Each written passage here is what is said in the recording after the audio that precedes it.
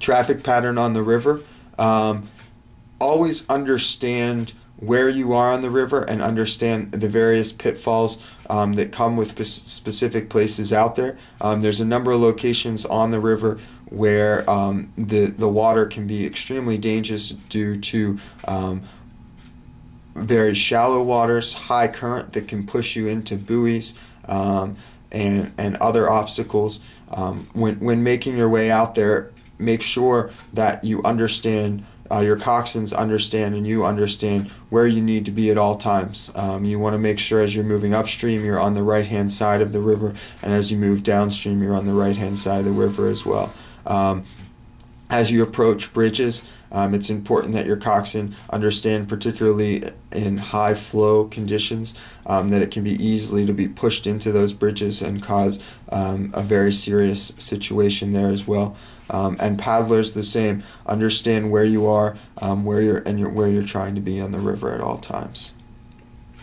Docking. Boats docking have priority over those launching, but the best thing to do is to just be courteous to everyone that's out there. Work together. Try to be accommodating as possible. Oftentimes you can, if boats are coming in, you can work to the point where there can be one boat continuously launching. And always slide your boat to the furthest possible end of the dock available and try to get off the dock quickly, tying in on the water. As we've stated a number of times, this is a very dangerous time of year. The water is moving extremely fast and is very, very cold. There's a few things to really keep in mind that in fog this can add an additional variable, one that you should really be aware of having at least 100 feet of visibility before launching. Wind and white lightning also can cause possibly dangerous situations. It's important to understand not only how fast the wind's blowing, but what directions it's coming from. If the wind moves against the current as opposed to with the current, can provide very different variables out there on the water. Always important, try not to row in white caps, and after thunder or lightning, it's important to wait at least 20 minutes before going out. If you're put in a potentially serious situation and you do need help, call 911 right away. Know the landmarks, know where you are on the river so that you can tell them directly. There is not going to be river rescue out on the water until much later into the season, so it's very, very important that you keep that in mind. As soon as someone were to end up into the water, it's important that you put a PFD to them right away. Make sure that you know where everyone in the boat is and distribute those PFDs immediately.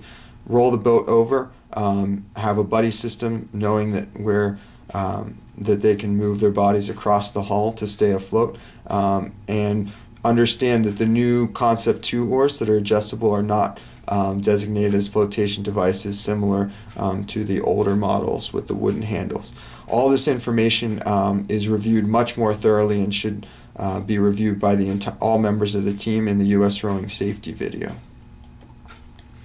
In the event that someone does end up in the water, it's important to try to get them out of the water as quickly and as safely as possible.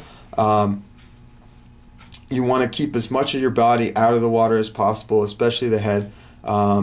Remain as still as possible and try to stay afloat. Once you're on land, you want to rewarm the core of the body as quickly as possible, either by huddling together for warmth or using sleeping bag, blankets, all those types of things.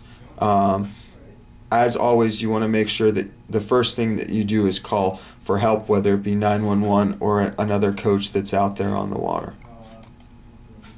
Reports. Damage reports are important for members that use Three Rivers owned equipment.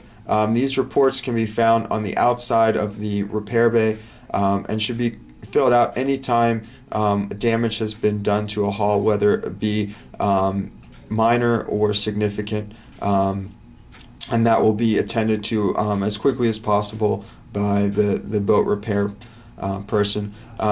In the case any member views an incident that they view as an unsafe practice, those can be found online or during the water seasons in front of the repair bay over at Washington's Landing. Those should be reported directly to the executive director, Rick Brown. If a unsafe practice is not reported, it cannot be acted upon. So make sure that you report those procedures.